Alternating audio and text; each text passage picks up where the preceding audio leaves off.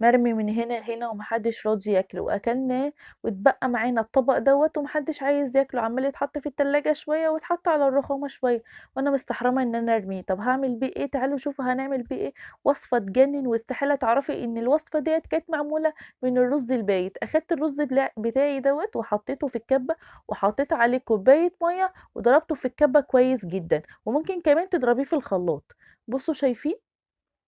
هاخده بقى، وبعد كده بعد ما اخده هلاقيه كده لسه فيه حبوب مش مضروبة كويس كده، وحاسة ان هو خشن شوية محبب.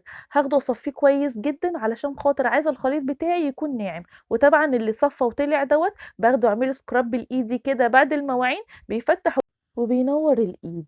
يعني مش هنرمي منه اي حاجة خالص، بجد حلو جدا. وبعد كده الخليط اللي انا صفيته دوت احط عليه معلقة كبيرة من بودرة اللبن البودرة يعني. وبعد كده كان معايا هنا كيس كريم كراميل، اخدت منه معلقتين كبار مليانين.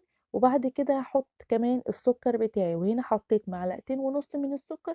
وطبعا السكر على حسب الرغبة بتاعتكم، او على حسب كمان الكمية بتاعة الرز بتاعتكم. هقلبهم مع بعض كويس جدا. وبعد كده احط فانيليا، والفانيليا حطيتها ان هي تكون سائلة عشان تكون مركزة وريحتها باينة كده. وممكن كمان لو مش موجودة عندكم اللي هي الفانيليا السايلة ديت، تحطوا كيسين من الفانيليا اللي هي السكر. وبعد كده هاخدهم بقى واحطهم على النار زي ما انتوا شايفين. لقيت السمك بتاعي تقيل شوية، حطيت عليهم كوباية من اللبن البودرة مع المية. يعني قلبت معلقة من اللبن البودرة على المية وحطيتهم على النار، وبعد كده صبيتهم بقوا بالمنظر ده. هعمل ايه؟ هعمل احلى صوص توفي بقى. بس بايه؟ بس زي ما انتوا شايفين كده بالكوفي ميكس. ازاي؟ هتشوفوا بقى الطريقة. هنا اخدت الكوفي ميكس بتاعي دوت وحطيته في كوباية علشان خاطر اعاير بالكوباية بعد كده. طبعا يعني الكوباية تكون نفس المقاسات. انا هنا اخدت كوباية كانت ربع، يعني ربع كوباية بقى. أخدت بقى الكوفي ميكس اللي هو التلاتة في واحد دوت، هحطه على جنب عشان لو احتجته. يعني استخدمت ظرفين بس من الكوفي ميكس اللي هو التاني.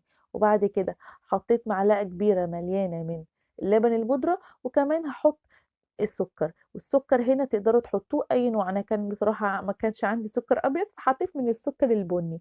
وهنا بقى اهم نقطة انا غلطت فيها وحبيت انبهكم ليها: ما تحطوش الكمية قد كده مية. يعني مش نفس الكمية اللي هي الربع كوباية مية، لا قللوا. يعني لو معلقة او معلقتين عشان خاطر يطلع معاكم السمك يكون سميك. وبعد كده هحطهم بقى في الكبة زي ما انتوا شايفين كده، وضربتهم وبنزل عليهم بمعلقة كبيرة مليانة من الزيت خيط كده زي ما انتوا شايفين، علشان خاطر السمك بتاعي يتقل شوية. طبعا انا كنت مزودة المية، فطبعا السمك بتاعي طلع خفيف شوية. طب اعمل ايه يا نسمة؟ هوريكم عملت ايه. اخدت بقى، طبعا كان باقي معايا من المهلبية اللي انا عملتها دي. اخدت مهلبية حطيتها على النار، عملت مهلبية عادي جدا حطيتها على النار علشان خاطر اتقل السمك بتاعي. وبعد كده اخدت الكوفي ميكس اللي هو 3 في 1 اللي انا وريته لكم قلت لكم يمكن احتاجه، وحطيته برده وضربته في الخلاط معاه بالمنظر دوت، وطلع بالسمك دوت. على فكرة كان طعمه حلو جدا، وما تقوليليش ان هو عك. طبعا السمك بتاعي كنت عايزاه يتقل شوية، فعملت المهلبية دي زي ما قلت لكم. اول معلقتين حطيتهم دول كان المهلبية اللي هي كانت بتاعة الرز، علشان خاطر ازود السماكه بتاعتهم. وبعد كده هاخدهم بقى واحطهم. بصوا، هو دوت الصوص طعمه حلو جدا على فكره. البيت عندي انقسم نصين: في نص حبه المهلبيه ديت بالصوص، وفي نص حبه من غير الصوص. طبعا انتوا تقدروا بقى تجربوا هتكونوا بتحبوه بالصوص او من غير الصوص. ولما تحطوا الكميه ما تحطوش كميه كبيره قوي كده زي ما انا حطيت، حطوا طبقه بسيطه علشان خاطر يطلع معاكم مظبوط. بصراحة أنا زودت الكمية هنا على أساس إن هو هيتقل كده علشان خاطر يبقى نفس السماكة بتاعة المهلبية بتاعتي ديت. بس بصراحة ما طلعتش نفس السماكة لأن أنا ناسية إن كنت حاطة فيه زيت، فإزاي هيمسك؟ فما مسكش معايا بصراحة.